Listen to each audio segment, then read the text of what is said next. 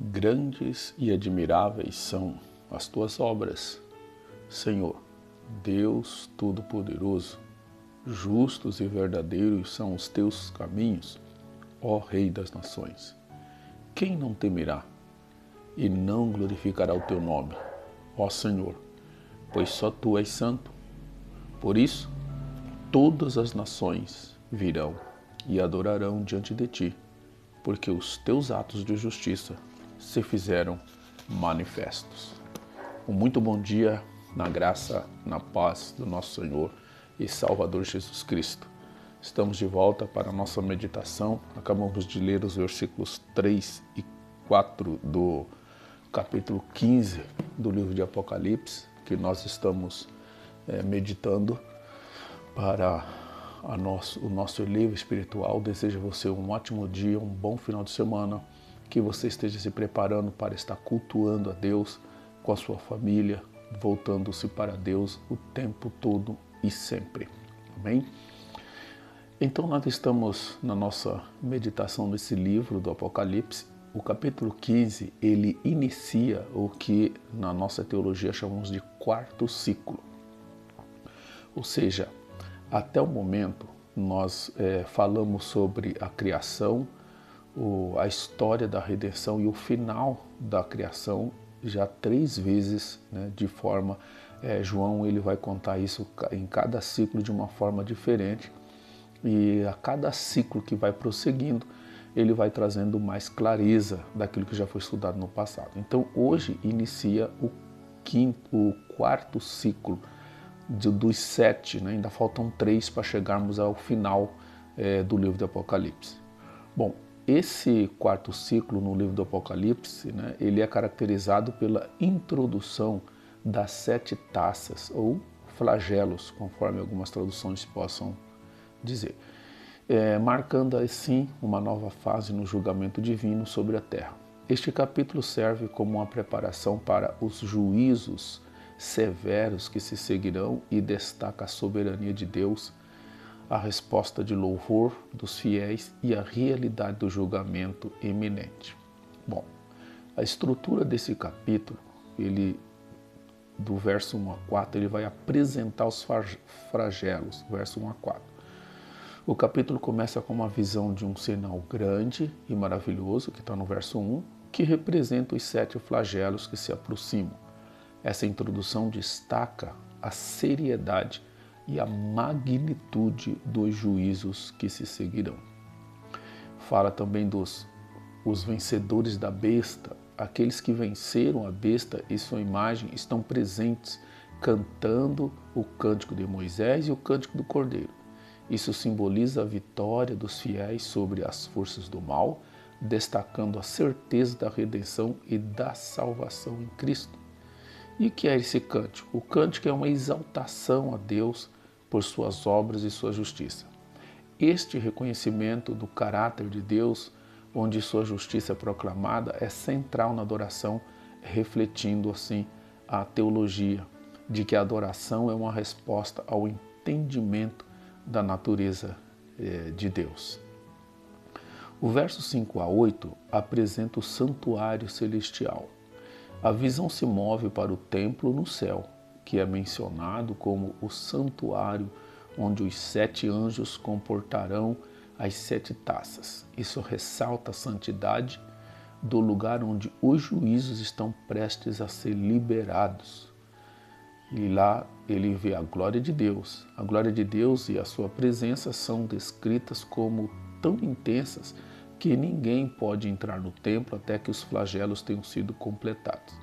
Esse fenômeno reflete a ideia de separação entre a santidade de Deus e a pecaminosidade humana, uma temática importante. Então, esses são a descrição desse capítulo 15. Como nós podemos interpretar, então, esses versículos? A primeira interpretação, e sempre na teologia reformada isso é enfático, esse capítulo apresenta a soberania de Deus. O capítulo 15, ele reafirma a soberania de Deus sobre a história e os eventos finais. A introdução dos flagelos evidencia que Deus está no controle, mesmo quando o juízo é severo e a natureza do pecado se mostra em sua totalidade. Então, nada está descontrolado nesse mundo, tudo está seguindo os propósitos de Deus. Então, também nós podemos interpretar esse capítulo como a vitória dos fiéis, né? O cântico dos vencidos da besta, né? Representam a promessa de que aqueles que permanecem fiéis a Deus e à sua verdade serão eventualmente vitoriosos. Essa vitória é garantida não pelas obras, mas pela obra redentora de Cristo, um princípio central na teologia também. Então, ali nós vemos o cântico lá, a vitória dos fiéis. Não importa o quanto esses fiéis tenham que lutar contra as forças do mal, no final eles serão vitoriosos.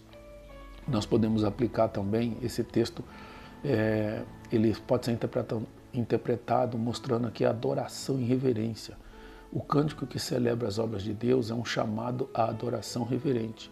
A resposta dos crentes em louvor é uma expressão da graça recebida e da participação na redenção. Isso enfatiza a importância da adoração cristã como uma resposta à revelação de Deus.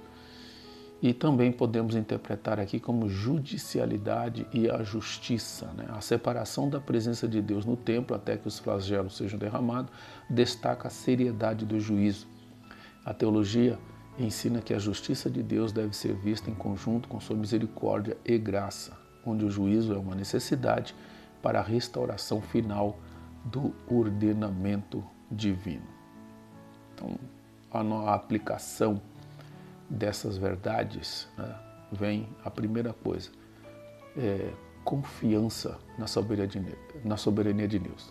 O que este capítulo nos ensina a praticar no dia a dia é confiança na soberania de Deus. Os crentes são encorajados a confiar na soberania de Deus, mesmo em meio a tribulações e juízos. A certeza de que Ele está no controle proporciona paz e segurança. Então, confia. Segunda forma que nós podemos aplicar este versículo, ele nos ensina a viver em fidelidade. Viva em fidelidade. A história dos vencedores da besta serve como modelo para os crentes contemporâneos. A perseverança na fé, mesmo em face das pressões culturais e espirituais, é fundamental para a vida cristã. Viver em fidelidade. Não ceda às forças do mal. Outra forma que nós podemos aplicar nesse texto é a cultura da adoração. A ênfase na adoração em resposta às obras de Deus deve incentivar os cristãos a cultivar uma cultura de louvor em suas vidas. E a adoração deve ser uma prioridade na vida da igreja, sendo uma resposta à revelação do caráter de Deus. Lembrando que sempre, né, a adoração ela tem a ver com exaltar a Deus, quem Ele é, e não quem o homem é. Infelizmente, muitos cânticos, muitos louvores que nós ouvimos dentro das igrejas, exalta o ser humano, exalta o homem, não exalta a Deus. Então, procure ouvir louvores ou cantar louvores que exaltam a grandeza, a magnitude de Deus, e não que fale do que Deus pode fazer por você, mas é o que você está fazendo por Ele aqui na terra. E outra aplicação desse texto ele fala sobre o juízo que devemos estar atentos. A realidade do juízo iminente também serve como um lembrete para os crentes sobre a urgência de compartilhar o Evangelho com os que ainda não conhecem a verdade de Cristo. A compaixão deve motivar a evangelização, pois o juízo de Deus é uma realidade para todos que rejeitam a sua graça. Então, diante dessa responsabilidade, precisamos ter a certeza disso e levar o Evangelho adiante. Bom, o Apocalipse 15, como início do quarto ciclo, introduz os juízos severos que serão liberados sobre a terra. Este capítulo destaca a soberania de Deus, a vitória dos fiéis e a importância da adoração e reverência a Deus. Esse texto nos convida a nos preparar para a realidade do juízo de Deus, enquanto garantimos nossa esperança na vitória final através de Cristo. Oremos a Deus. Pai Celeste, estamos mais uma vez diante da Tua presença em oração, confiando no Teu cuidado, confiando na Tua providência, na Tua soberania. Dai-nos lábios ungidos para louvar e cultuar o Teu nome, adorando ao Senhor que vive e reina para todo sempre. Nos dá um coração forte e resistente para não cedermos às tentações e nem aos males, Senhor. Que nós possamos ficar firme, servindo a Jesus Cristo, dando testemunho da verdade e pregando este Evangelho a toda criatura. Em nome de Jesus, nós oramos. Amém. Até lá, nos vemos na próxima oportunidade. Deus te abençoe.